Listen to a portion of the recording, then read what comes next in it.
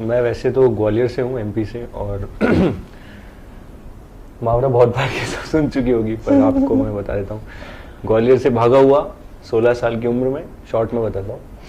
दिल्ली गया, दिल्ली में मैंने हमारे इंटरव्यू में और शॉर्ट होते जा रहे हैं, but we don't realize that these people we need to tell all over again. चलो डिटेल, थोड़ा डिटेल। ग्वालियर से भागा हुआ 16 साल, फिर I went to Delhi. Delhi में सारे काम किए, एसटीडी बूथ में काम किया, साइबर कैफे में काम किया, फिर डीवीडी डिस्ट्रीब्यूट करी।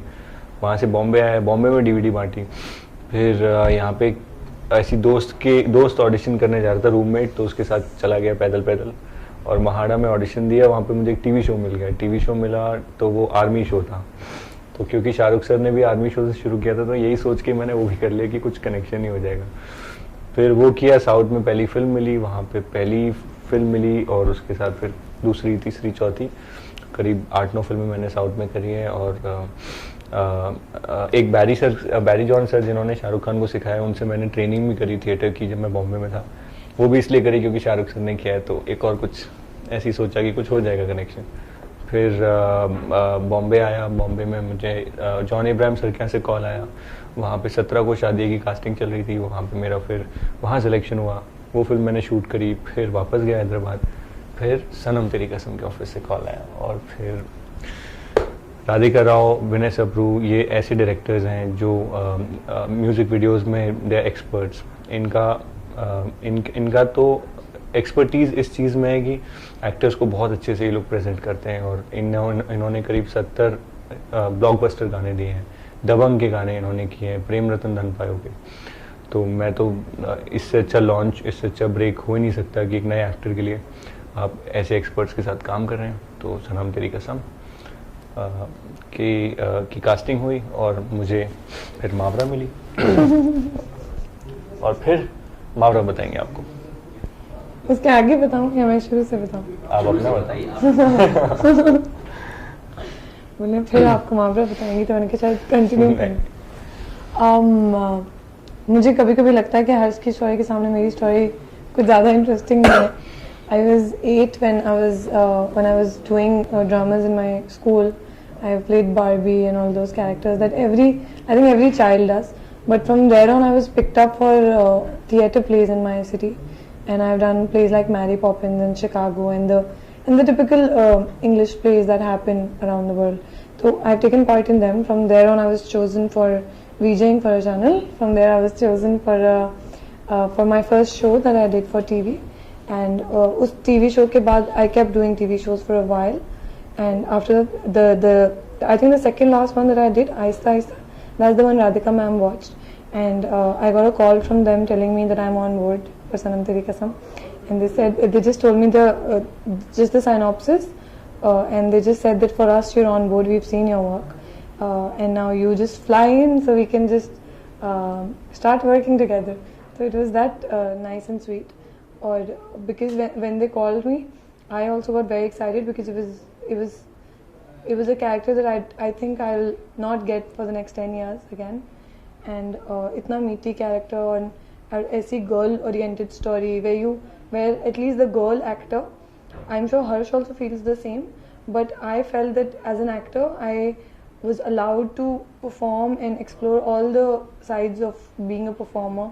I was able to be a nerd, to be a drunkard, to be the quintessential Bollywood heroine with the sari and baal ude and all. And then of course there were 7 wonderful songs. These were the things which were initially told to me.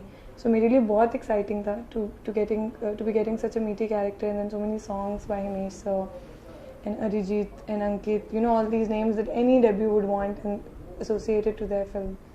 So yeah, this is how Sanam Teri Kasam happened. Were there any second thoughts before being a part of the movie Sanam Teri Kasam? Because you are coming from a television background and everything is different over there. So how difficult or how different was it over here in Bollywood specifically? This is not the first Bollywood film that I've been offered. I've been turning down a few films in the past 1.5 year.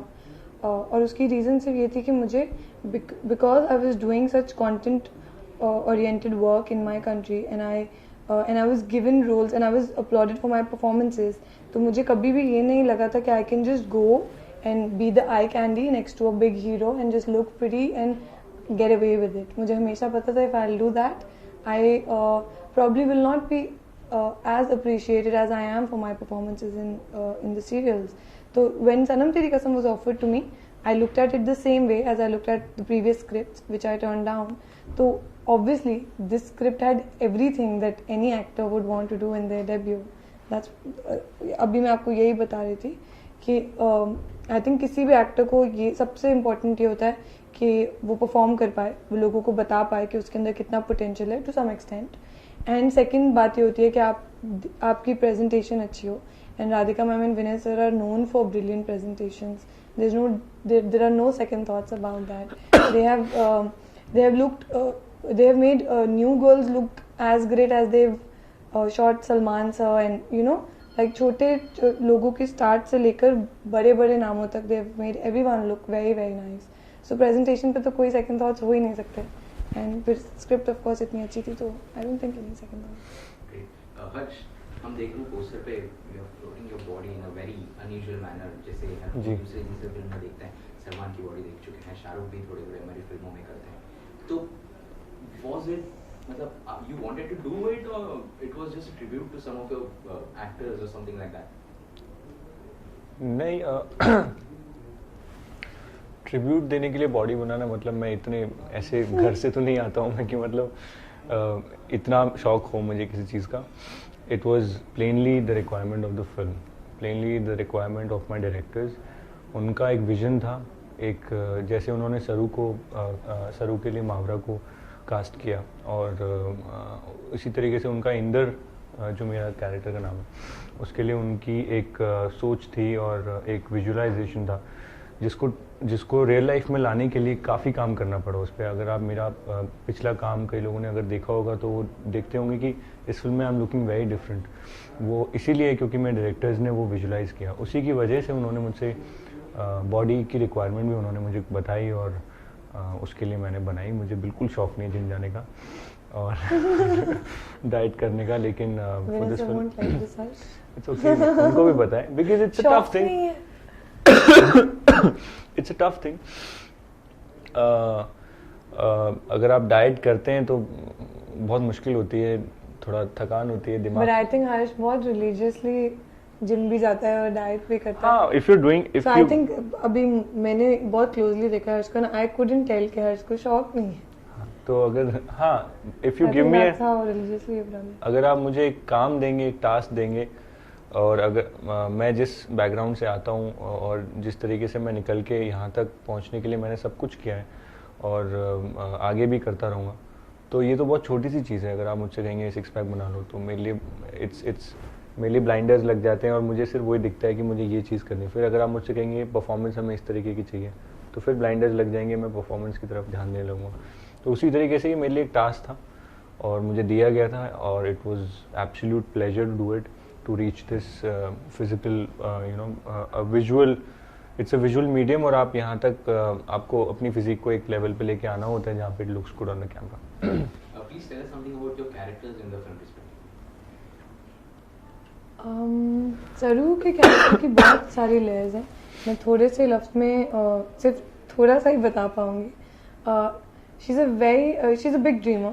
ये तो मुझे script पढ़ते ही idea हुआ था. Big dreamer at heart, very compassionate girl.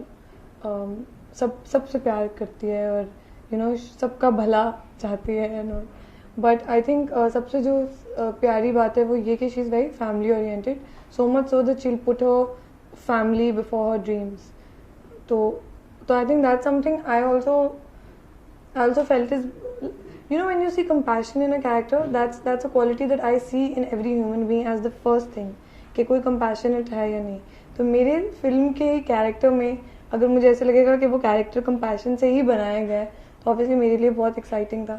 और उसके अलावा layers उस तरह तो हैं ही, बट विजुअल में भी बहुत लेयर्स हैं कि पहले आप एक नर्ड लुक है, फिर बॉलीवुड लुक है. I keep calling it the Bollywood look because उसके अलावा मुझे उसकी कोई डिस्क्रिप्शन समझ में नहीं आती है. सो आई थिंक या इट वाज फन प्लेइंग सरू and very intense. Sorry, very intense playing सरू. इंदर जैसा आप देख सकते हैं कि एक इतनी सुंदर लड़की के ऑपोजिट एक उतना ही रफ कुछ रखना पड़ेगा to make the frame equal. क्योंकि तो उन्होंने मुझे पूरी तरीके से रफ जितना कर सकते थे उतना किया है बाय द फिजिकलिटी और the rawness of the character. और जैसा हम लोग नॉवेल्स में पढ़ते आए, मैं तो नहीं पढ़ता हूँ लेकिन जो मैं सुनता आया हूँ, लोग जो बात करते हैं, जो एक कोमल सी प्यारी सी एक लड़की और उसके ऑपोजिट एक रॉ इंट्रोवर्ट सा साइलेंटली रोमांटिक सा लड़का, तो वैसा लड़का इंदर। एंड जैसा मैं हमेशा बोलता हूँ कि मैं डायरेक्टर्स का जो विजुअलाइजेशन था उसकी वजह से मुझे बहुत इजी हुआ वो प्ले करने। But I would also like to add कि मैंने अपने डैड की बहुत कॉपी करी है और मुझे मेरे लिए हमेशा वो बहुत बड़े एक हीरो थे। हालांकि वो फिल्मी बिल्कुल नहीं थे, उन्होंने कोई फिल्मी काम ज़िंदगी में कभी नहीं किया। Just the way used to stand, जैसे वो बैठते थे, जैसे आप जैसे खड़े, तो आपका एक स्टाइल है खड़े होने का, वो जैसे खड़े होते थे उनका एक स्टाइल होता था, दोनों हाथ ऐसे रख के, कुछ तो अजीब सा वो उनके हाथ ऐसे रहते थे फॉर्म। तो वो चीज़ मैं हमेशा अनकॉन्शियसली मैं शायद नोटिस करता था और कई जगह इंदर में मुझे लगता था कि डैड क्या करते हैं। तो मैंने अपने डायरेक्टर्स को भी कहा कि मैं I would like to imbibe a few things, तो उन्होंने वो काफ़ी खुश हुए एंड आई होप डैड थोड़े से झलके हैं इस कैरेक्टर में। एक और चीज़ हम देख रहे हैं, a love story sealed with a curse. जी, तो ये क्या एक डार्क साइड की तरफ फिल्म धीरे धीरे जाती है कि मतलब क्या है, अगर कुछ बताना चाहें आप दोनों? इस बोले नहीं, आप कहिए। इट्स ऑन द प्रेमाइस, जो एक लव स्टोरी होती है उसके खूबसूरत पार्ट्स तो हम लोग देखते ही हैं और आप लोग ट्रेलर में भी देख रहे हैं, गानों में भी देख रहे हैं, लेकिन एक जो रियल लव स्टोरी होती है उसमें एक पेनफुल पार्ट भी होता है और which is the more real part. उस पेनफुल पार्ट को कितनी खूबसूरती से दिखा सकते हैं, now that is the skill and which my directors are experts in, as she said, they masters in this. तो जो एक रियलिस्टिक एक लव स्टोरी होती है और रियलिज्म में जो पेन होता है, जो एक प्रॉब्लम होती है, जो एक ऑब्स्टिकल होता है लाइफ का, वो उसे कर्स, एक बद्दुआ, जैसे तेरा जाना जैसे कोई बद्दुआ जो फिल्म में जो लाइन है गाने में, तो वो जो बद्दुआ है वो क्या है और वो फिल्म में किस तरह से आती है और किस तरह से हम दोनों उससे जूझते हैं, that's why you see the tagline love story sealed with a curse. Mawra, आप कितनी सहमत हैं? बिल्कुल पूरी तरह सहमत हूँ। एक्चुअली अगर आप जो टाइटल ट्रैक है हमारा सनम तेरी कसम, वो बिल्कुल एप्ट इंटरप्रिटेशन है ऑफ द स्टोरी, जो हर्ष ने भी बोला कि तेरा जाना जैसे कोई बद्दुआ। So that's the love story sealed with the curse.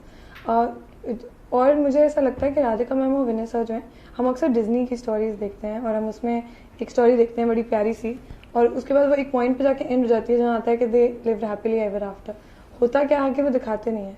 So I think Radhika ma'am and Vinay sir, they are a blend of Disney and real life. That's what they create. That's what I feel that they create. So जितनी Disney moments हैं इस picture में, जिस तरह मुझे बहुत अच्छा लगा भालू गर्ल बन के, और मुझे बहुत अच्छा लगा खींच मेरी फोटो करके, और यू नो जितने भी प्यारे प्यार से भरे हुए मोमेंट्स हैं, और मैं तो उन्हें डिज्नी मोमेंट्स ही कहती हूँ अपने लिए, तो वो हैं। उतना ही फिर यू नो लेटर हाफ में आप देखेंगे कि दिखाया है कि उस स्टोरी का अब रियलिटी से कितना ताल्लुक है, और जो हर्ष कह रहे हैं कि उसको, लेकिन उस ट्रेजेडी को, उस पेन को कितनी खूबसूरती से उन्होंने डिलीवर किया है। That's something I really can't wait कि लोग कब देखेंगे उसको।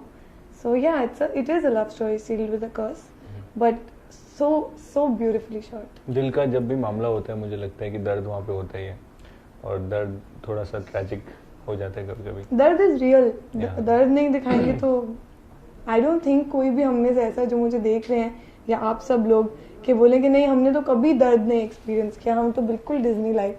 सो आई थिंक दर्द is the very essential part of our lives. दिल लगाए तो दर्द तो 100% तो पैकेज है, इट्स अ पैकेज डील। तो उसको कितनी खूबसूरती से विनय सर, राधिका मैम ने दिखाया है, वो आप लोग देखिए।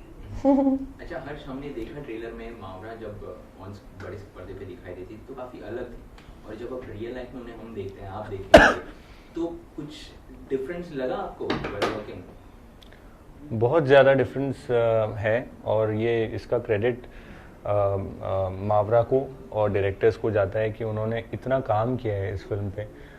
जब मैं पहली बार मावरा से मिला, जैसा कि आप देख सकते हैं, मतलब मुझे ऐसा लगता है कि रेफ्रिजरेटर में से किसी चीज़ को निकाल के बाहर रख दिया है और उसको मतलब मुझे नहीं हवा पता इसका मतलब क्या है, जो हमेशा हर्ष बोलता है रेफ्रिजरेटर में से हवा। निकाला है, तो इसका मतलब क्या है? मुझे मतलब please- हवा, पत्तियां कुछ नहीं लगनी चाहिए, ऐसी मतलब ऐसी कुछ इनकी प्रेजेंस है।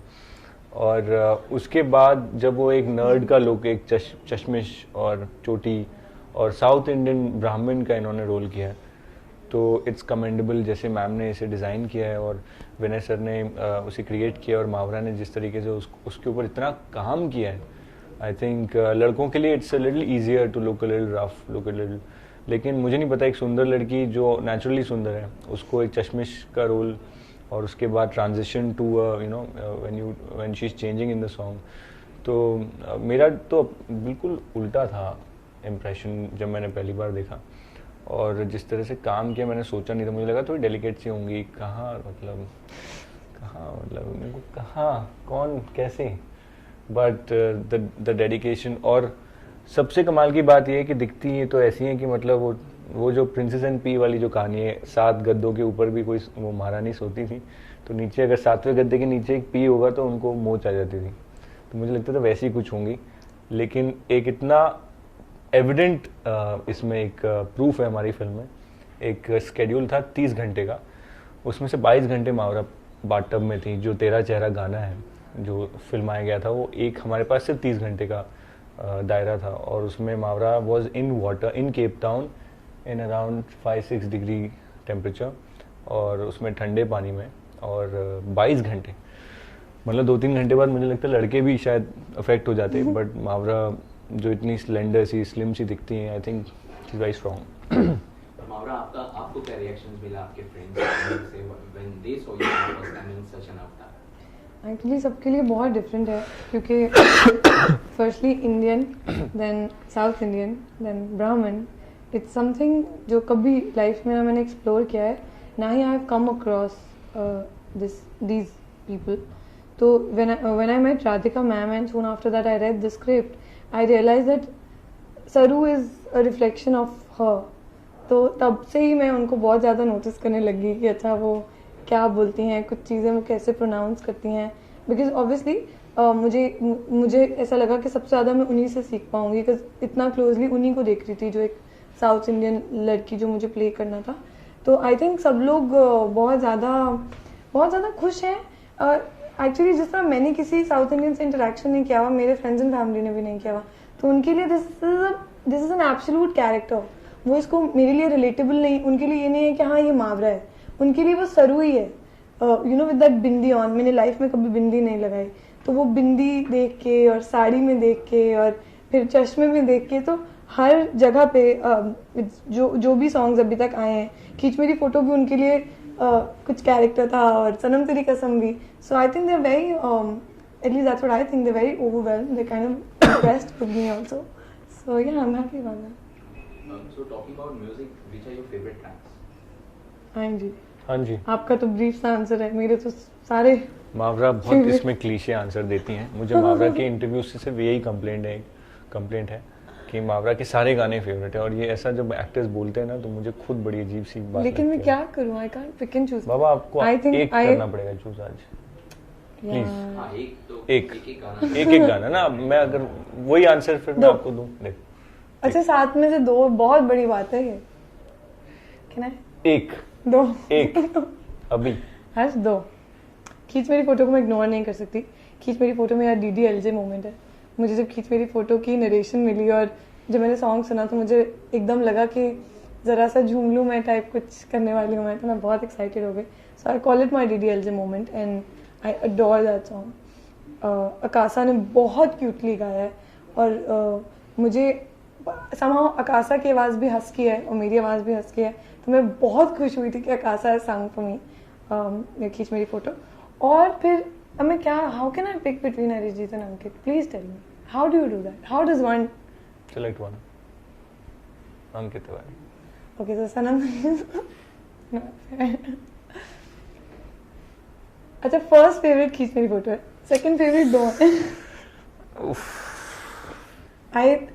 I think it's like a dream come true for any debut to have Arijit and Ankit sing for your film, for your first film. तो अब आप किसी को भी इग्नोर नहीं कर सकते। Himesh sir has magically composed the songs and उसके बाद एक गाना आप सुन रहे हैं, आपका पहला गाना आ रहा है अंकित की आवाज़ में, आपका दूसरा गाना आ रहा है अरिजीत सिंह की आवाज़ में. So it's very overwhelming and it's very difficult for me to choose one. I think तेरा चेहरा इज़ अ, किसी को बहुत ज़्यादा प्यार में पड़ना हो तो वो तेरा चेहरा सुनते जाए, और किसी का नया नया ब्रेकअप हो तो वो सनम तेरी कसम सुन ले. सो बहुत रेलिवेंट गाने हैं आप लोगों की लव लाइफ के लिए. आपको सही लगता है इनकी सोच जो उन्होंने कहा ब्रेकअप वाला गाना और वो सब? देखिए ये ना, ये लड़की है तेरा जाना जैसे और कोई बद्दुआ, कितना बहुत रोएंगे रोमांटिक लोग, लड़की है. कितना रोएंगे. इनकी मेरी कोई गर्लफ्रेंड बात मुझे छोड़ के चली गई, तेरा गलत तो जाना हो ही नहीं जैसे सकती. कोई बद्दुआ. इनकी बात गलत तो हो ही नहीं सकती, लेकिन हाँ मैं हमेशा इनसे पूछता हूँ एक गाना बोलिए तो बोलती नहीं एक गाना. अच्छा चलो खींच मेरी फोटो. खींच मेरी फोटो, ठीक है. मेरा फेवरेट गाना तेरा चेहरा है, क्योंकि मेरा उस पर ऑडिशन हुआ था और बड़ा अजीब ऑडिशन था. उन्होंने कहा मुझसे कि आप इस गाने पे ऑडिशन कीजिए, और मेरे को ज़्यादा कुछ मेहनत करनी नहीं पड़ी क्योंकि अरिजीत जी ने जिस तरह से गाया है वो गाना, तो कोई भी अगर उस पर लिपसिंग करेगा तो I think he will get this film very easily. Thankfully I was there in the office. और हाँ एक सेकेंड जी. तो या तेरा चेहरा फॉर मी. अगर फाइनली आप दोनों को पूछे कि व्यूअर्स के लिए ऐसे क्या एक खास बात है जो उनको इन फिल्म में देंगी, हर्ष एंड रैंडम, व्यूअर्स के लिए एक ऐसी ऐसा कोई चीज क्या जो खास? फिल्म में लोगों को बहुत काफी पसंद आएगी, कोई एक चीज? वेल आई स्ट्रांगली बिलीव कि अगर आज मैं आपसे पूछूंगा कि मुझे पतला होना है, और अगर मैं आपसे कहूँगा मुझे एक डाइट बताइए, आप मुझे डाइट बताएंगे और आप मुझे वर्कआउट बताएंगे, लेकिन मैं जब तक कन्विंस नहीं होऊंगा ना, मैं फॉलो नहीं करूँगा. मैं आपके सामने हाँ हाँ शायद बोल दूँगा, मैं घर जाके खाऊंगा वड़ा पाव. उसी तरीके से मैं मानता हूँ कि आज की ऑडियंस को भी आप कुछ भी दे देंगे, वो शायद हाँ बोल देंगे, लेकिन करेंगे वही जिस चीज़ से वो कन्विंस्ड हैं. तो मुझे लगता है कि मैं भी एज एन ऑडियंस, कोई भी फिल्म हो किसी भी लैंग्वेज में, मैं उस फिल्म का ट्रेलर देखता हूँ, 5 सेकंड में जज करता हूँ देखनी है या नहीं देखनी. उसके बाद उसकी जितनी चाहे प्रमोशन हो या जितनी चाहे प्रमोशन ना हो, आई विल मेक श्योर कि मैं कैसे ना कैसे वो फिल्म देख लूँ, क्योंकि मेरे दिमाग में एक बार चढ़ चुका है वो. वैसा अगर मैं काम में बिजी हो जाता हूँ, शायद पहले हफ्ते ना देखूँ, दूसरे हफ्ते ना देखूँ, बट मैं जाके देखता ज़रूर हूँ. और अगर मैं डिसाइड कर लूँ नहीं देखना है, तो चाहे जितना भी प्रमोशन क्यों ना हो, मैं नहीं देखता हूँ. तो इसी तरीके से मुझे लगता है कि हमारी फिल्म का जो ट्रेलर है और जो गाने हैं अगर लोग देखते हैं, तो मेरी अंदरूनी एक विश्वास है मेरा, जो मुझे कहता है कि उनको पसंद आएगा और वो जाके देखेंगे. लेकिन उनको ट्रेलर और 4 गाने ज़रूर देखने चाहिए. तो मेरी रिक्वेस्ट उनसे ये है कि आप ट्रेलर और 4 गाने देखें और खुद डिसाइड करें. लेकिन हमारी मावरा कुछ और कहना चाहती है. मुझे ऐसे लगता है कि मैं इस बिलीफ पे आई हैव ग्रोन अप कि जो भी चीज़ आप अपने 200% पोटेंशियल उसमें डाल के करेंगे ना, तो वो चीज़ हमेशा, मैंने एटलीस्ट ये एक्सपीरियंस किया है कि वो सक्सेसफुल होती है. On this set I have seen everybody put in their all in the film. There is not a single person who would say that no I was not all in, I was saving a little. ऐसा कुछ नहीं है. And हमारी सबसे बड़ी strength हमारी hard work and conviction and honesty ही है. इससे ज़्यादा कुछ एक इंसान के अंदर इससे ज़्यादा कुछ नहीं होता. तो वो सब हमने इस फिल्म में डाल दिया है. And obviously I would want the audience to go and see the trailer. I'm very very confident that if they'll see the trailer, they will go and watch the film. So yeah, the film is coming on the 5th of Feb, and I would want you all to watch it. Super. Thank you so much for talking to us and all the best. Thank you. Yes, थोड़ा सा दिखाना चाहिए ना कि मैं nervous very हूँ. Good Baba. But मैं बहुत confident हूँ. मुझे कहाँ से गाना इज डूइंग अ कॉन्टेस्ट. तो मैं चाहता नहीं हूँ कि वो गाना हमारे लिए कॉन्टेस्ट चला रहा है Gaana.com. अच्छा, दे आर एक्टिवेटेड.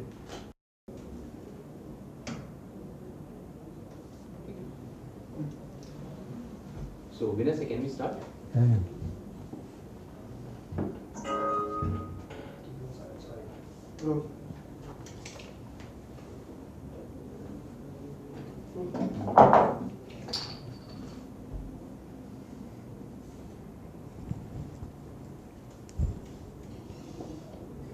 तो सर सनम तेरी कसम फिल्म का नाम है, किस तरह से जहन में आया ये सबसे पहले तो टाइटल?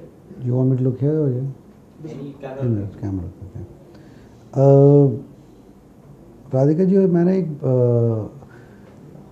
हम लोग आज से कुछ साल भर पहले हम लोग एक फ़िल्म बना रहे थे विच वाज इंस्पायर्ड फ्रॉम, मैंने फिल्म बनाने के प्री प्रोडक्शन के प्रोसेस में थे जिसका which was inspired from brother Grimm Snow White, you know.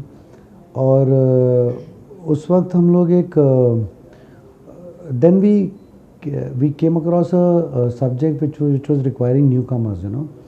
And फिर जब नए लड़का नई लड़की की एक कहानी होती है ना, तो उसमें एक लव स्टोरी होती है, उसमें एक म्यूज़िक बहुत इंपॉर्टेंट रोल प्ले करता है, यू नो। तो कोई भी लव स्टोरी, जैसे मैंने प्यार किया है या क़यामत से क़यामत तक है या आशिकी 2 है, उसमें म्यूज़िक एक बॉडी एंड सोल होता है पिक्चर का, यू नो। तो जब हमने अपनी पिक्चर का म्यूज़िक शुरू करने की शुरुआत की, तो हमारी पिक्चर की उस वक्त बेस लाइन हुआ करती थी, अ लव स्टोरी स्टील with a curse, you know. And we always wanted a title song which was based on curse, you know. तो कर्स का जैसे हिंदी में कहते हैं बद्दुआ, यू नो। तो मैं और राधिका सोच रहे थे कि बद्दुआ अपने आप में एक नेगेटिव वर्ड होता है, यू नो। तो उस पर एक हम लोग एक टाइटल सॉन्ग एक रोमांटिक फिल्म का कैसे बना सकते हैं, यू नो। तो उस वक्त हम प्रेम रतन धनपायो के गाने डायरेक्ट कर रहे थे उस दौरान, और हम हिमेश रेशमिया जी से मिले वहाँ पे, यू नो। और हमने हिमेश जी को ये बुलाया कि भाई हम एक लव स्टोरी बना रहे हैं और हमारा ये हमारा बेस लाइन है। तो उन्होंने बोला आप मुझे एक दिन दीजिए, फिर मैं आपके लिए कुछ बना के लाता हूँ। And then next day when he came, both of us were shocked that anybody can write such a romantic मुखड़ा, तेरा जाना जैसे कोई बद्दुआ, दूर जाओगे मर जाएंगे हम, सनम तेरी कसम। एंड जब उन्होंने बताया तो हमने कहा बट हिमेश जी आपने तो हमें हमारा टाइटल भी दे दिया। सो ये टाइटल सनम तेरी कसम एक्चुअली जो तेरा जाना जैसे कोई बद्दुआ, दूर जाओगे मर जाएंगे सनम सनम तेरी कसम। So that's the end of that मुखड़ा जो हिमेश जी ने किया था, and that's how we got a title. And actually it is Himesh Reshammiya ji who give us the title. Talking about Himesh sir, music काफ़ी पसंद आ रहा है लोगों को, आपको भी पसंद आया। किस तरह से लोगों को क्या रिस्पांस मिला बॉलीवुड से खास करके, what's their response on such a beautiful?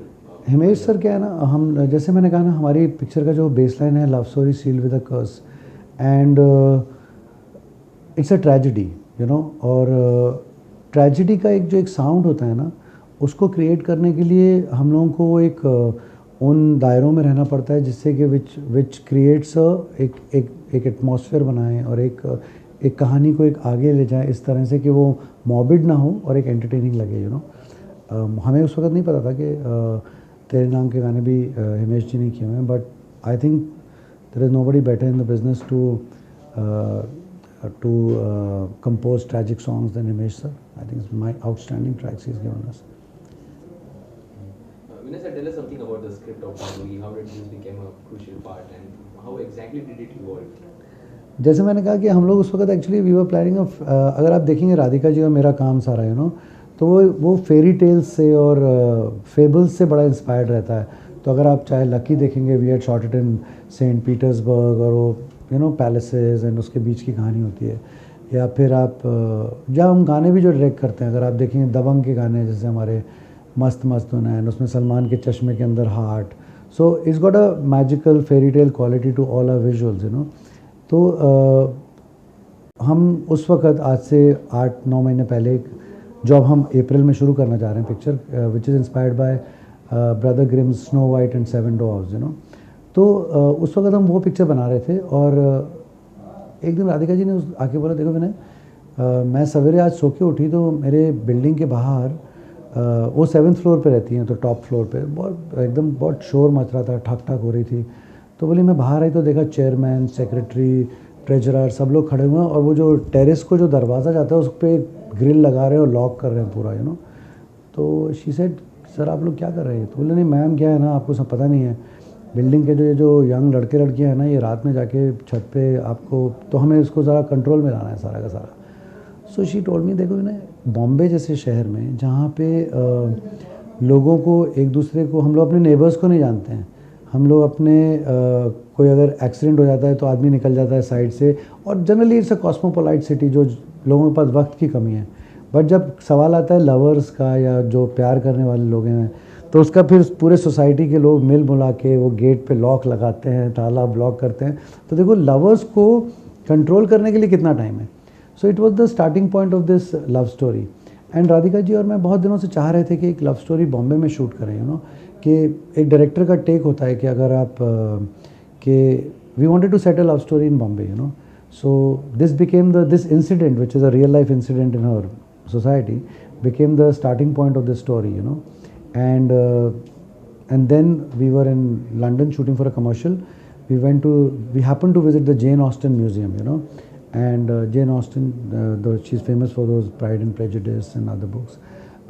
And she creates a world which has got this brothers, sisters, marriages and all that world of Jane Austen, and set into this real life incident is what gave birth to this story, you know. And why two newcomers for the film? It's a big movie. You both are directing it. So ये दो stars किस तरह से आए film का ऐसा? Radhika and I have always work with stars actually. देखा जाए तो फर्स्ट फिल्म में सलमान थे, फिर then Sunny and Kangana, Sunny sir और कंगना थे. तो yes, it was a decision for us कि हम लोग न्यू कमर्स के साथ जाएं कि नहीं जाएं. पर फिर जैसा कि मैंने डिस्कस किया कि जो हमारा कॉन्सेप्ट था, you know, it's the concept is about people forbidden love, a love which is forbidden by the curse, forbidden by the society. Now that love which is a forbidden love, you know, of love which exists in the closed doors and the peripheries and all, looks good at a certain age group, you know. वो एक उम्र में अच्छा लगता है और एक उम्र के लोगों के बीच में अच्छा लगता है, you know. And एक उन लोगों के बीच अच्छा लगता है जिनकी कोई इमेज नहीं होती है, यू नो. अब स्टार्स होते हैं, उनकी एक प्री डिटरमिन्ड इमेज होती है, you know. So for us it became very important कि it was a very tough decision कि no, let's take up what the script demand, and script demanded newcomers, you know, जो कि एक दूसरे को अगर कहें आई लव यू या तो वो फिर एक ऑनेस्टी और एक जेन्युइननेस निकल के आए, यू नो.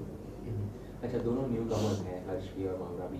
दोनों में से सबसे बेहतरीन एक्टिंग अगर आपके डायरेक्टर्स एक्टर्स तो कौन था उसमें, या दोनों जो भी आप कहते हैं?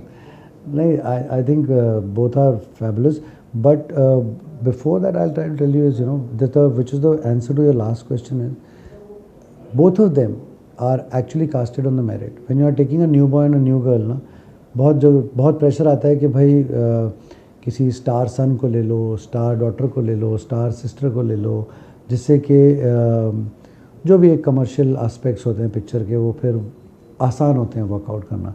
बट इसमें my producer Deepak Mukherjee and who came along and who said नहीं, आप जो मेरिटोरियस है उसको लीजिए, you know. And then we had a big auditions and all in which Harsh and Mawra, both which who suit the role, we casted, and it all sprung up from where my producer Deepak Mukherjee said, no, go for what is required for the role. And that's why both of them are excellent, and they both of them just fit in the characters like and they are blank canvas, you know, newcomer हैं. तो जैसा हम Radhika ji film 5th Feb को release हो रही है, साथ में घायल वंस अगेन भी रिलीज हो रही है. सनी पाजी आपके फ्रेंड हैं, उन्होंने ट्रेलर देखा या आपने उनके फिल्म का ट्रेलर देखा? कुछ रिस्पॉन्स अगर हमारे साथ शेयर करना चाहें तो. But I tell you, it is so ironical. ये जो पिक्चर है ना, सनम तेरी कसम, एक्चुअली ये सनी सर ने शुरुआत कराई थी. आई लव न्यू ईयर ख़त्म ही हो रही थी और सनी सर ने रशेस देखे, तो सनी सर ने बुलाया और उन्होंने कहा कि देखो, he wanted Radhika and I to both direct a film for Vijeta Films. And उन्होंने कहा तुम लोग, अब उनका नज़रिया ये नहीं कि हम लोग एक्शन नहीं कर सकते, पर उनका कहने का मतलब था कि हम लोग लव स्टोरी बहुत अच्छी बनाते हैं. तो उन्होंने कहा मैं चाहता हूँ कि तुम लोग विजेता फिल्म के लिए एक लव स्टोरी करो और बॉबी के साथ एक लव स्टोरी करो. एंड सो ये पिक्चर एक्चुअली सनी सर ने शुरुआत कराई थी. तो हम लोग जब लिखने गए, पर फिर क्योंकि वो लिखते लिखते पिक्चर के फिर जो कैरेक्टर्स निकल के आए और फिर जो एक एज ग्रुप में चली गई पिक्चर और फिर एक माहौल में चली गई, तो फिर वो वी कुडंट टेक बॉबी, दो he is the most good looking boy in the circuit. But it is so ironical कि सनी सर ने ही ये पिक्चर शुरू करवाई थी और अब वो आ रहे हैं साथ में. तो it's nice, I guess, but he is a big star, so I think Sunny sir के 2.5 किलो के हाथ से बच जाए हम लोग. और क्या. ओके, फाइनली जो व्यूअर्स हमें देख रहे हैं उनको क्या कहना चाहेंगे, एक ऐसी खास बात फिल्म के बारे में which will take them to the theaters to watch the movie? सनम तेरी कसम, of course it's a musical. Now Radhika और मेरा जो भी पिछले 12-13 साल से हमने किया है, तो एक हमारा एक जो म्यूज़िक का एक जर्नी है वो है इस पिक्चर में. तो एक एक गाना is like a gem, and so music is of course the plus point. But एक like I said, it's an honest film, and it is picked up from an honest incident which happened in and around us, जो हम लोगों के आजू बाजू में होता है. तो एक सच्ची फिल्म है, एक honest फिल्म है. और and I think when you will come to see the film, you will realize and you will connect with every small incident which is happening in the film, you know. And एक सार जो picture का है वो जब हम लोग climax पे पहुंचे थे तो हमने एक सार ढूंढ रहे थे पिक्चर का, जो कि आप लोगों को भी महसूस होगा कि तो हम लोगों ने एक अमिताभ बच्चन जी के एक लेक्चर को सुना था, और हम लोग क्लाइमैक्स लिख रहे थे और क्लाइमैक्स में कहीं कहीं अटके हुए थे. तो उन्होंने एक बोला था कि एक ज़िंदगी में कभी वो किसी पोजीशन पे थे जहाँ पे वो बहुत ही लो थे, तो उनके फादर ने उनको बोला था कि तो उन्होंने अपने फादर को कोट किया, हरिवंश राय जी को, कि उनके फादर ने उनको बोला था which rejuvenated his life, and that become, जो कि हमारी पिक्चर का क्लाइमैक्स भी बनता है, जो कि हरिवंश राय बच्चन जी की एक पोएम है.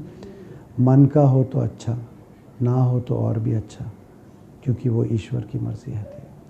So this is so an honest film with a hope and with a line for the future is what Sanam Teri Kasam is. Superb, sir. Thank you so much for talking to us. Pleasure.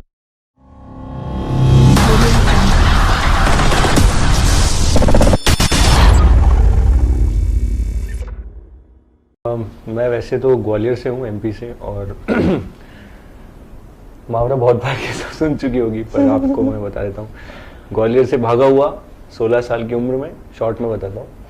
Delhi गया, दिल्ली में मैंने, हमारे interview में और short होते जा रहे हैं, but we don't realize that these people we need to tell all over again. चलो डिटेल में, थोड़ा डिटेल. ग्वालियर से भागा हुआ 16 साल, फिर I went to Delhi. Delhi में सारे काम किए, एसटीडी बूथ में काम किया, साइबर कैफे में काम किया, फिर डीवीडी डिस्ट्रीब्यूट करी. वहाँ से बॉम्बे आया, बॉम्बे में डीवीडी बांटी. फिर यहाँ पे ऐसी दोस्त ऑडिशन करने जा रहा था, रूममेट, तो उसके साथ चला गया पैदल, और महाड़ा में ऑडिशन दिया. वहाँ पे मुझे एक टीवी शो मिल गया. टीवी शो मिला तो वो आर्मी शो था.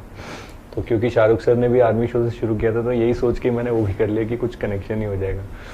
फिर वो किया. साउथ में पहली फिल्म मिली, वहाँ पे पहली फिल्म मिली, और उसके साथ फिर दूसरी, तीसरी, चौथी, करीब 8-9 फिल्में मैंने साउथ में करी हैं. और एक बैरी जॉन सर जिन्होंने शाहरुख खान को सिखाया, उनसे मैंने ट्रेनिंग भी करी थिएटर की जब मैं बॉम्बे में था.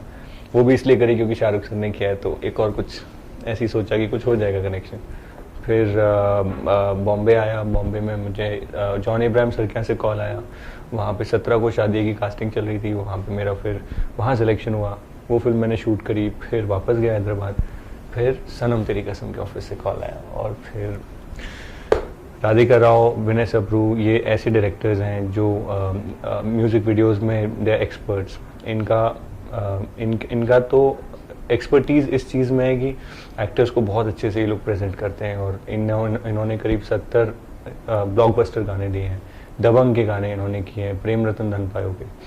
तो मैं तो इससे अच्छा लॉन्च, इससे अच्छा ब्रेक हो ही नहीं सकता कि एक नए एक्टर के लिए आप ऐसे एक्सपर्ट्स के साथ काम कर रहे हैं. तो सनम तेरी कसम की कास्टिंग हुई, और मुझे फिर मुहावरा मिली. और फिर मुहावरा बताएंगे आपको. उसके आगे बताऊं या मैं शुरू से बताऊं? आप अपना बताइए. बोले फिर आपको मुहावरा बताएंगी, तो मैंने कहा शायद कंटिन्यू करें. मुझे कभी कभी लगता है कि हर्ष की स्टोरी के सामने मेरी स्टोरी कुछ ज़्यादा इंटरेस्टिंग नहीं है. I was 8 when I was doing dramas in my school. I played Barbie and all those characters that I think every child does. But from there on, I was picked up for theatre plays in my city, and I've done plays like Mary Poppins in Chicago and the typical English plays that happen around the world. So I've taken part in them. From there on, I was chosen for VJing for a channel. From there, I was chosen for my first show that I did for TV. And उस TV show के बाद I kept doing TV shows for a while, and after the I think the second last one that I did, Aista Aista, that's the one Radhika ma'am watched, and I got a call from them telling me that I'm on board for Sanam Teri Kasam, and they just told me just the synopsis, and they just said that for us you're on board, we've seen your work, and now you just fly in so we can just start working together. So it was that nice and sweet.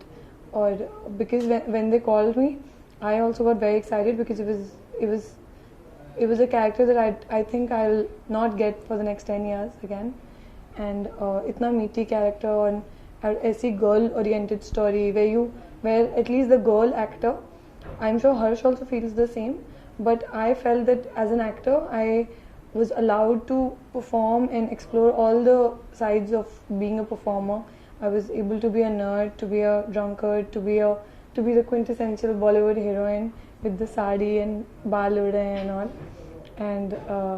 And then of course there were 7 wonderful songs. These were the things which were initially told to me. So मेरे लिए बहुत exciting था to be getting such a meaty character, and then so many songs by Himesh sir and Arijit and Ankit, you know, all these names that any debut would want and associated to their film. So yeah, this is how Sanam Teri Kasam happened. Were there any second thoughts before being a part of the movie Sanam Teri Kasam? Because you are coming from a television background and everything is different over there. So how difficult or how different was it over here in Bollywood specifically? This is not the first Bollywood film that I've been offered. I've been turning down a few films in the past 1.5 years.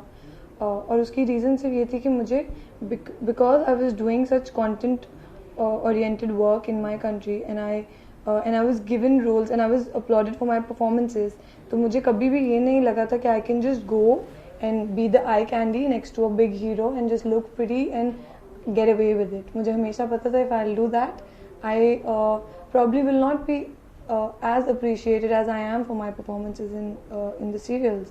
So when Sanam Teri Kasam was offered to me, I looked at it the same way as I looked at the previous scripts, which I turned down. So obviously, this script had everything that any actor would want to do in their debut. That's अभी मैं आपको यही बता रही थी कि I think किसी भी एक्टर को ये सबसे इम्पोर्टेंट ये होता है कि वो परफॉर्म कर पाए, वो लोगों को बता पाए कि उसके अंदर कितना पोटेंशियल है to some extent. And second बात ये होती है कि आपकी प्रेजेंटेशन अच्छी हो. And Radhika ma'am and Vinay sir are known for brilliant presentations. There are no second thoughts about that. They have made new girls look as great as they've shot Salman sir, and you know, like छोटे लोगों की start से लेकर बड़े नामों तक they've made everyone look very very nice. So presentation पे तो कोई second thoughts हो ही नहीं सकते. And फिर script of course इतनी अच्छी थी तो I don't think any second thoughts. Great. Harsh, हम देख रहे हैं पोस्टर पे you are floating your body in a very unusual manner, जैसे हम दूसरे फिल्म में देखते हैं. सलमान की बॉडी देख चुके हैं, शाहरुख भी थोड़े हमारी फिल्मों में करते हैं. तो वाज इट मतलब you wanted to do it और it was just a tribute to some of your actors और समथिंग लाइक दैट? नहीं, Vinay sir, they are a blend of Disney and real life. That's what they create. That's what I feel that they create. So जितनी Disney moments हैं इस picture में, जिस तरह मुझे बहुत अच्छा लगा भालू गर्ल बन के, और मुझे बहुत अच्छा लगा खींच मेरी फोटो करके, और यू नो जितने भी प्यार से भरे हुए मोमेंट्स हैं, और मैं तो उन्हें डिज्नी मोमेंट्स ही कहती हूँ अपने लिए, तो वो हैं. उतना ही फिर यू नो लेटर हाफ में आप देखेंगे कि दिखाया है कि उस स्टोरी का अब रियलिटी से कितना ताल्लुक है, और जो हर्ष कह रहे हैं कि उसको, लेकिन उस ट्रेजिडी को, उस पेन को कितनी खूबसूरती से उन्होंने डिलीवर किया है. That's something I really can't wait कि लोग कब देखेंगे उसको. So yeah, it is a love story sealed with a curse, but so beautifully shot. दिल का जब भी मामला होता है मुझे लगता है कि दर्द वहाँ पे होता ही है, और दर्द थोड़ा सा ट्रैजिक हो जाता है कभी कभी. दर्द इज रियल. दर्द नहीं दिखाएंगे तो आई डोंट थिंक कोई भी हम में से ऐसा जो मुझे देख रहे हैं या आप सब लोग कि बोले कि नहीं हमने तो कभी दर्द नहीं एक्सपीरियंस किया, हम तो बिल्कुल Disney life. So I think दर्द is the very essential part of our lives. दिल लगाए तो दर्द तो 100% पैकेज है. It's a package deal. तो उसको कितनी खूबसूरती से विनय सर राधिका मैम ने दिखाया है, वो आप लोग देखिए. अच्छा हर्ष, हमने देखा ट्रेलर में मावरा जब ऑन बड़े पर्दे पे दिखाई देती तो काफी अलग थी, और जब अब रियल लाइफ में उन्हें हम देखते हैं, आप देखेंगे, तो कुछ डिफरेंस लगा आपको वर्किंग? बहुत ज़्यादा डिफरेंस है, और ये इसका क्रेडिट मावरा को और डायरेक्टर्स को जाता है कि उन्होंने इतना काम किया है इस फिल्म पे। जब मैं पहली बार मावरा से मिला, जैसा कि आप देख सकते हैं, मतलब मुझे ऐसा लगता है कि रेफ्रिजरेटर में से किसी चीज़ को निकाल के बाहर रख दिया है, और उसको मतलब मुझे नहीं पता इसका मतलब क्या है, जो हमेशा हर्ष बोलता है रेफ्रिजरेटर में से निकाला है, तो इसका मतलब क्या है? मतलब हवा, पत्तियाँ कुछ नहीं लगनी चाहिए, ऐसी मतलब ऐसी कुछ इनकी प्रेजेंस है। और उसके बाद जब वो एक नर्ड का लुक, एक चश्मिश और चोटी और साउथ इंडियन ब्राह्मण का इन्होंने रोल किया है, तो इट्स कमेंडेबल जैसे मैम ने इसे डिज़ाइन किया है और विनय सर ने उसे क्रिएट किया, और मावरा ने जिस तरीके से उसके ऊपर इतना काम किया है। आई थिंक लड़कों के लिए it's a little easier to look a little rough, look a little, लेकिन मुझे नहीं पता, एक सुंदर लड़की जो नेचुरली सुंदर है, उसको एक चश्मिश का रोल, और उसके बाद transition to you know when she is changing in the song. तो मेरा तो बिल्कुल उल्टा था इम्प्रेशन जब मैंने पहली बार देखा, और जिस तरह से काम किया मैंने सोचा नहीं था। मुझे लगा थोड़ी डेलिकेट सी होंगी, कहाँ मतलब कहाँ कौन कैसे, बट द डेडिकेशन। और सबसे कमाल की बात यह है कि दिखती है तो ऐसी है कि मतलब वो जो प्रिंसेस एंड पी वाली जो कहानी है, 7 गद्दों के ऊपर भी कोई वो महारानी सोती थी, तो नीचे अगर 7वें गद्दे के नीचे एक पी होगा तो उनको मोच आ जाती थी। तो मुझे लगता था वैसी ही कुछ होंगी, लेकिन एक इतना एविडेंट इसमें एक प्रूफ है हमारी फिल्म में।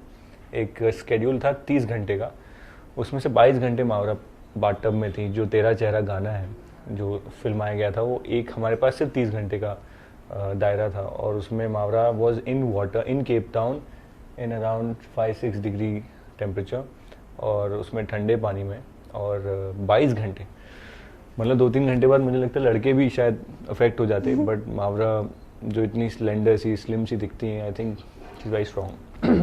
मावरा, आपको क्या रिएक्शंस मिला आपके फ्रेंड्स से when they saw you first time in such an avatar? Actually सबके लिए बहुत डिफरेंट है, क्योंकि firstly Indian, then South Indian, then ब्राह्मण।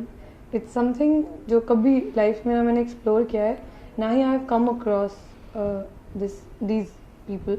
तो when I met Radhika ma'am and soon after that I read the script, I realized that Saru is a reflection of her. तो तब से ही मैं उनको बहुत ज़्यादा नोटिस करने लगी कि अच्छा वो क्या बोलती हैं, कुछ चीज़ें वो कैसे प्रोनाउंस करती हैं, बिकॉज ऑब्वियसली मुझे ऐसा लगा कि सबसे ज़्यादा मैं उन्हीं से सीख पाऊँगी, बिकॉज इतना क्लोजली उन्हीं को देख रही थी, जो एक साउथ इंडियन लड़की जो मुझे प्ले करना था। तो आई थिंक सब लोग बहुत ज़्यादा खुश हैं। एक्चुअली जिस तरह मैंने किसी साउथ इंडियन से इंटरेक्शन नहीं किया हुआ, मेरे फ्रेंड्स एंड फैमिली ने भी नहीं किया हुआ, तो उनके लिए this is an absolute character. वो इसको मेरे लिए रिलेटेबल नहीं, उनके लिए ये नहीं है कि हाँ ये मावरा है, उनके लिए वो सरू ही है, you no, with that bindi on. मैंने लाइफ में कभी बिंदी नहीं लगाई, तो वो बिंदी देख के और साड़ी में देख के और फिर चश्मे में देख के, तो हर जगह पे जो भी सॉन्ग्स अभी तक आए हैं, खींच मेरी फोटो भी उनके लिए कुछ कैरेक्टर था, और सनम तेरी कसम भी। So I think they are very, at least that's what I think, they're very overwhelmed, they're kind of impressed with me also. So yeah, I'm happy about that. So talking about music, which are your favorite tracks? हाँ जी, जी, आपका तो brief सा answer है, मेरे तो सारे।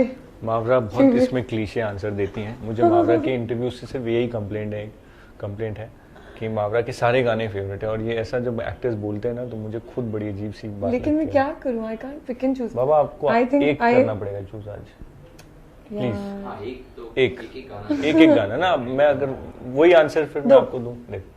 अच्छा, 7 में से 2 बहुत बड़ी बात है ये। क्या एक 2 अभी हर्ष 2। खींच मेरी फोटो को मैं इग्नोर नहीं कर सकती। खींच मेरी फोटो मेरा DDLJ मोमेंट है। मुझे जब खींच मेरी फोटो की नरेशन मिली और जब मैंने सॉन्ग सुना, तो मुझे एकदम लगा कि ज़रा सा झूम लूँ मैं, टाइप कुछ करने वाली हूँ मैं, तो मैं बहुत एक्साइटेड हो गई। So I call it my DDLJ moment and I adore that song. Akasa ने बहुत क्यूटली गाया है, और मुझे somehow अकासा की आवाज़ भी हस्की है और मेरी आवाज़ भी हस्की है, तो मैं बहुत खुश हुई थी कि अकासा है सॉन्ग फॉर मी, खींच मेरी photo.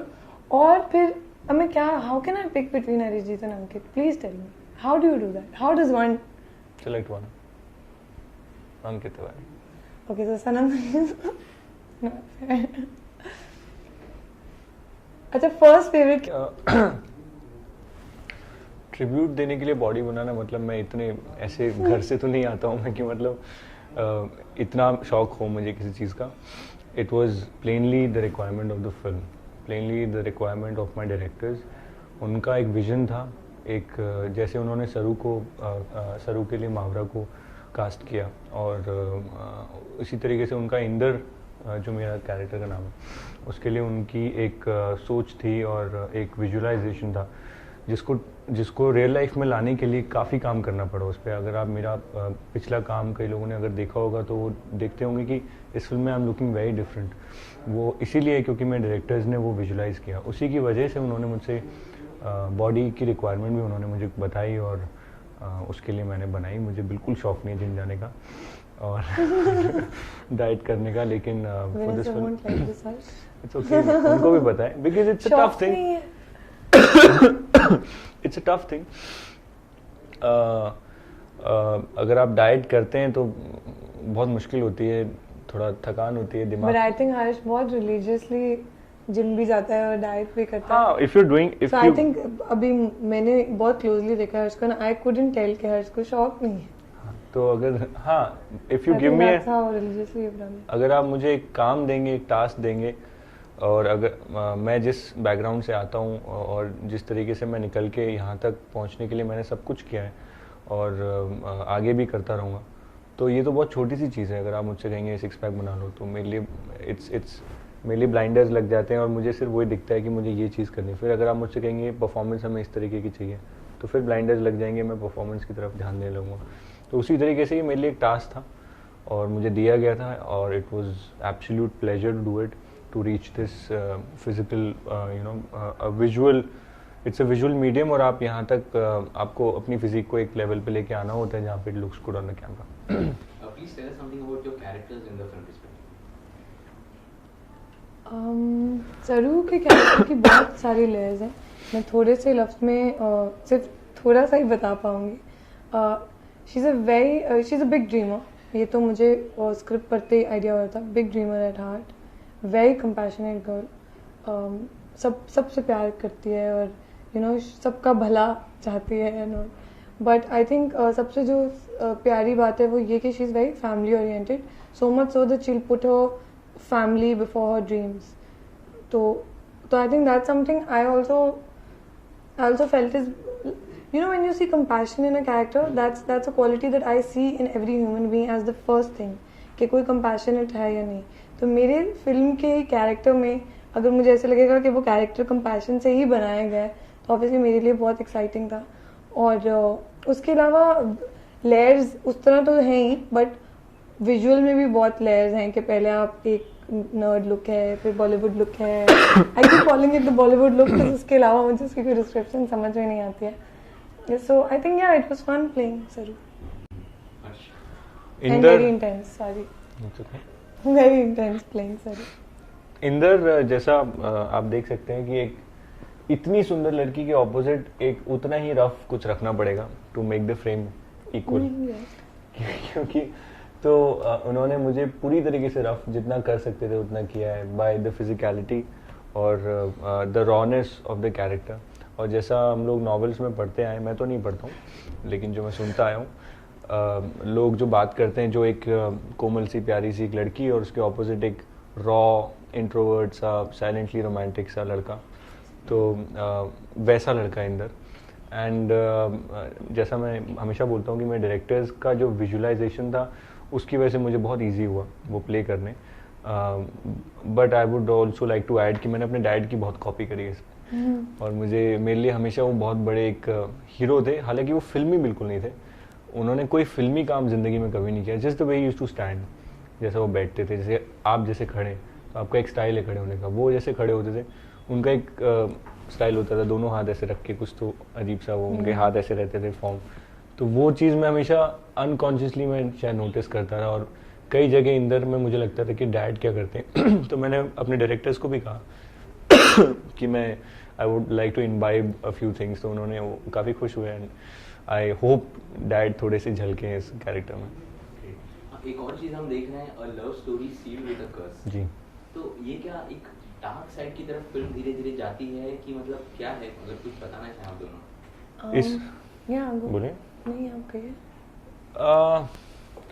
It's on the premise, जो एक लव स्टोरी होती है उसके खूबसूरत पार्ट्स तो हम लोग देखते ही हैं और आप लोग ट्रेलर में भी देख रहे हैं, गानों में भी देख रहे हैं, लेकिन एक जो रियल लव स्टोरी होती है उसमें एक पेनफुल पार्ट भी होता है और which is the more real part.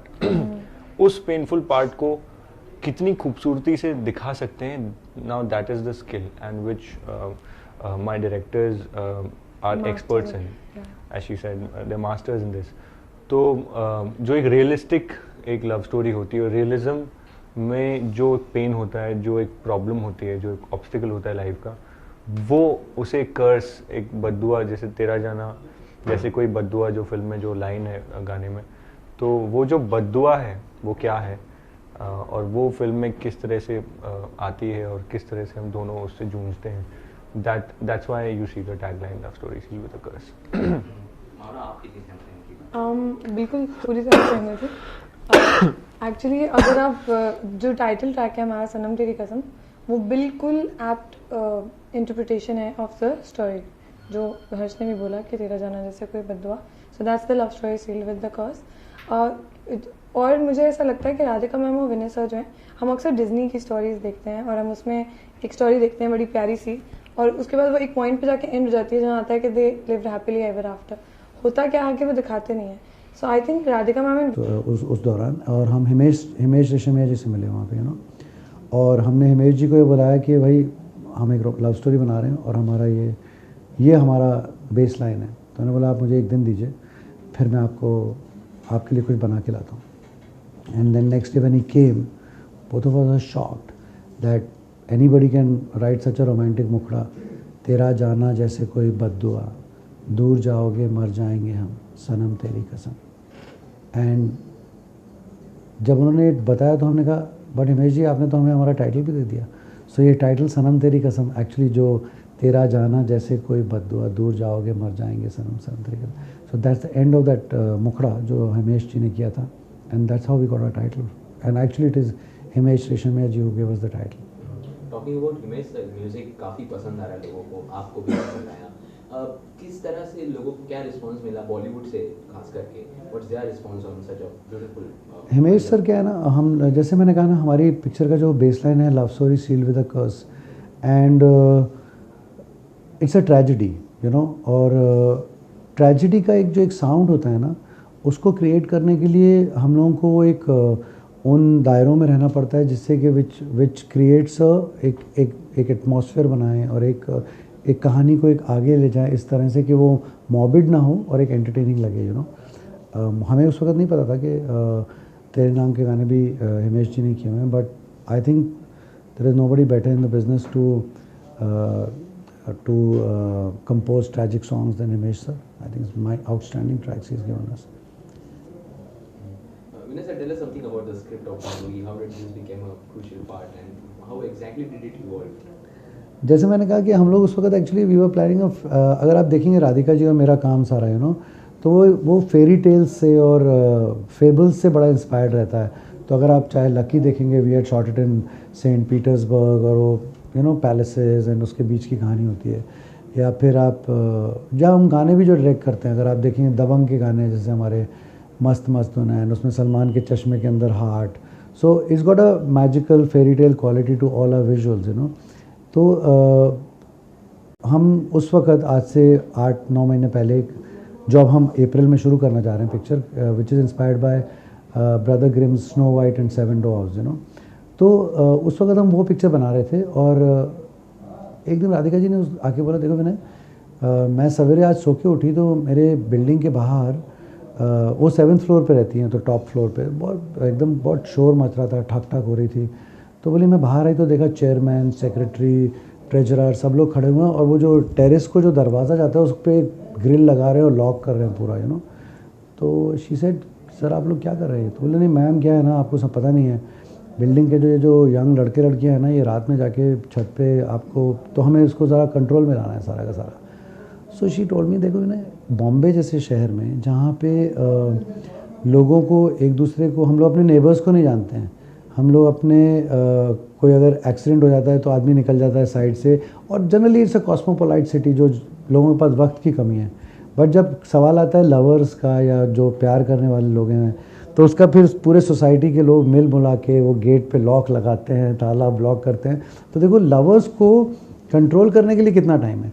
So it was the starting point of this love story. And Radhika ji और मैं बहुत दिनों से चाह रहे थे कि एक लव स्टोरी बॉम्बे में शूट करें, यू नो, कि एक डायरेक्टर का टेक होता है कि अगर आप कि we wanted to set a love story in Bombay, you know. So this became this incident which is a real life incident in our society became the starting point of the story, you know. And then we were in London shooting for a commercial. We happened to visit the Jane Austen Museum, you know.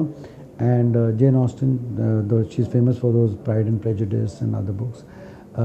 And she creates a world which has got this brothers, sisters, marriages and all that world of Jane Austen, and set into this real life incident is what gave birth to this story, you know. And why two newcomers for the film? It's a big movie. You both are directing it. So ये दो stars किस तरह से आए film का? Radhika and I have always work with stars actually, देखा जाए तो फर्स्ट फिल्म में सलमान थे, फिर then Sunny and Kangana, Sunny sir और कंगना थे। तो yes, it was a decision for us कि हम लोग न्यू कमर्स के साथ जाएं कि नहीं जाएं। पर फिर जैसा कि मैंने डिस्कस किया कि जो हमारा कॉन्सेप्ट था, you know, it's the concept is about people forbidden love, a love which is forbidden by the curse, forbidden by the society. Now that love which is a forbidden love, you know, of love which exists in the closed doors and the peripheries and all, looks good at a certain age group, you know. वो एक उम्र में अच्छा लगता है और एक उम्र के लोगों के बीच में अच्छा लगता है, you know. And एक उन लोगों के बीच अच्छा लगता है जिनकी कोई इमेज नहीं होती है, यू नो। अब स्टार्स होते हैं, उनकी एक प्री डिटरमिन्ड इमेज होती है, you know. So for us it became very important कि it was a very tough decision कि no, let's take up what the script demand, and script demanded newcomers, you know, जो कि एक दूसरे को अगर कहें आई लव यू या तो वो फिर एक ऑनेस्टी और एक जेन्युइननेस निकल के आए, यू नो। अच्छा, दोनों न्यू कमर्स हैं, हर्ष भी और मामरा भी। दोनों में से सबसे बेहतरीन एक्टिंग अगर आपके डायरेक्टर्स एक्टर्स तो कौन था उसमें, या दोनों जो भी आप कहना चाहेंगे? नहीं, I think both are fabulous, but before that I will try to tell you is, you know, which is the answer to your last question is both of them are actually casted on the merit. When you are taking a new boy and a new girl ना, बहुत pressure आता है कि भाई किसी star सन को ले लो, star daughter को ले लो, स्टार सिस्टर को ले लो, जिससे कि जो भी एक कमर्शियल एस्पेक्ट्स होते हैं पिक्चर के वो फिर आसान होते हैं वर्कआउट करना। बट इसमें my producer Deepak Mukherjee and who came along and who said नहीं, आप जो मेरिटोरियस है उसकी मेरी फोटो है। सेकंड फेवरेट दो है। I think it's like a dream come true for any debut to have Arijit and Ankit sing for your film, for your first film. तो अब आप किसी को भी इग्नोर नहीं कर सकते। Himesh sir has magically compose the songs, and उसके बाद एक गाना आप सुन रहे हैं, आपका पहला गाना आ रहा है अंकित की आवाज़ में, आपका दूसरा गाना आ रहा है अरिजीत सिंह की आवाज़ में। So it's very overwhelming and it's very difficult for me to choose one. I think तेरा चेहरा इज़ अ, किसी को बहुत ज़्यादा प्यार में पड़ना हो तो वो तेरा चेहरा सुनते जाए, और किसी का नया ब्रेकअप हो तो वो सनम तेरी कसम सुन ले। सो बहुत रेलिवेंट गाने हैं आप लोगों की लव लाइफ के लिए। आपको सही लगता है इनकी सोच जो उन्होंने कहा ब्रेकअप वाला गाना और वो सब? देखिए ये ना, ये लड़की है तेरा जाना जैसे और कोई बद्दुआ, कितना बहुत रोमांटिक लड़की है, कितना रोएंगे, इनकी मेरी कोई गर्लफ्रेंड बात मुझे छोड़ के चली गई, तेरा गलत तो जाना हो ही नहीं जैसे सकती। कोई बद्दुआ। इनकी बात गलत तो हो ही नहीं सकती, लेकिन हाँ मैं हमेशा इनसे पूछता हूँ एक गाना बोलिए तो बोलती नहीं एक गाना। अच्छा चलो खींच मेरी फोटो। खींच मेरी फोटो, ठीक है। मेरा फेवरेट गाना तेरा चेहरा है, क्योंकि मेरा उस पर ऑडिशन हुआ था और बड़ा अजीब ऑडिशन था। उन्होंने कहा मुझसे कि आप इस गाने पे ऑडिशन कीजिए, और मेरे को ज़्यादा कुछ मेहनत करनी नहीं पड़ी क्योंकि अरिजीत जी ने जिस तरह से गाया है वो गाना, तो कोई भी अगर उस पर लिपसिंग करेगा तो I think he will get this film very easily. Thankfully I was there in the office. और हाँ एक सेकेंड जी, तो या तेरा चेहरा फॉर मी। अगर फाइनली आप दोनों को पूछें कि व्यूअर्स के लिए ऐसे क्या एक खास बात है जो उनको इन फिल्म में देखेंगी, हर्ष एंड रैंडम व्यूअर्स के लिए व्यूअर्स के लिए एक ऐसी ऐसा कोई चीज क्या जो खास? फिल्म में लोगों को बहुत काफी पसंद आएगी, कोई एक चीज। वेल आई स्ट्रांगली बिलीव कि अगर आज मैं आपसे पूछूंगा कि मुझे पतला होना है, और अगर मैं आपसे कहूँगा मुझे एक डाइट बताइए, आप मुझे डाइट बताएंगे और आप मुझे वर्कआउट बताएंगे, लेकिन मैं जब तक कन्विंस नहीं होऊंगा ना, मैं फॉलो नहीं करूँगा। मैं आपके सामने हाँ हाँ शायद बोलूँगा, मैं घर जाके खाऊंगा वड़ा पाव। उसी तरीके से मैं मानता हूँ कि आज की ऑडियंस को भी आप कुछ भी दे देंगे, वो शायद हाँ बोल देंगे, लेकिन करेंगे वही जिस चीज़ से वो कन्विंस्ड हैं। तो मुझे लगता है कि मैं भी एज एन ऑडियंस, कोई भी फिल्म हो किसी भी लैंग्वेज में, मैं उस फिल्म का ट्रेलर देखता हूँ, 5 सेकंड में जज करता हूँ देखनी है या नहीं देखनी।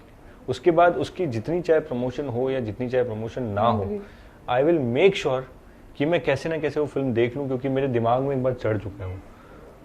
वैसा अगर मैं काम में बिजी हो जाता हूँ, शायद पहले हफ्ते ना देखूँ, दूसरे हफ्ते ना देखूँ, बट मैं जाके देखता ज़रूर हूँ। और अगर मैं डिसाइड कर लूँ नहीं देखना है, तो चाहे जितना भी प्रमोशन क्यों ना हो, मैं नहीं देखता हूँ। तो इसी तरीके से मुझे लगता है कि हमारी फिल्म का जो ट्रेलर है और जो गाने हैं, अगर लोग देखते हैं, तो मेरी अंदरूनी एक विश्वास है मेरा, जो मुझे कहता है कि उनको पसंद आएगा और वो जाके देखेंगे। लेकिन उनको ट्रेलर और 4 गाने ज़रूर देखने चाहिए। तो मेरी रिक्वेस्ट उनसे ये है कि आप ट्रेलर और 4 गाने देखें और खुद डिसाइड करें। लेकिन हमारी मावरा कुछ और कहना चाहती है। मुझे ऐसे लगता है कि मैं इस बिलीफ पे आई हैव ग्रोन अप कि जो भी चीज़ आप अपने 200% पोटेंशियल उसमें डाल के करेंगे ना, तो वो चीज़ हमेशा, मैंने एटलीस्ट ये एक्सपीरियंस किया है कि वो सक्सेसफुल होती है। On this set I have seen everybody put in their all in the film. There is not a single person who would say that no I was not all in, I was saving a little. ऐसा कुछ नहीं है. And हमारी सबसे बड़ी strength हमारी hard work and conviction and honesty ही है. इससे ज़्यादा कुछ एक इंसान के अंदर इससे ज़्यादा कुछ नहीं होता. तो वो सब हमने इस फिल्म में डाल दिया है. And obviously I would want the audience to go and see the trailer. I'm very very confident that if they'll see the trailer, they will go and watch the film. So yeah, the film is coming on the 5th of Feb, and I would want you all to watch it. Super. Thank you so much for talking to us and all the best. Thank you. Yes. थोड़ा सा दिखाना चाहिए ना कि मैं nervous Very हूँ. good, Mama. But मैं बहुत confident हूँ. मुझे कहाँ से And Ghana is doing a contest. तो मैं चाहता नहीं हूँ कि वो गाना हमारे लिए contest चला रहा है Gaana.com. अच्छा, They are activated.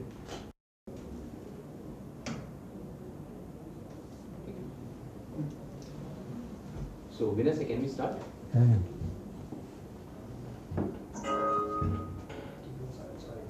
So,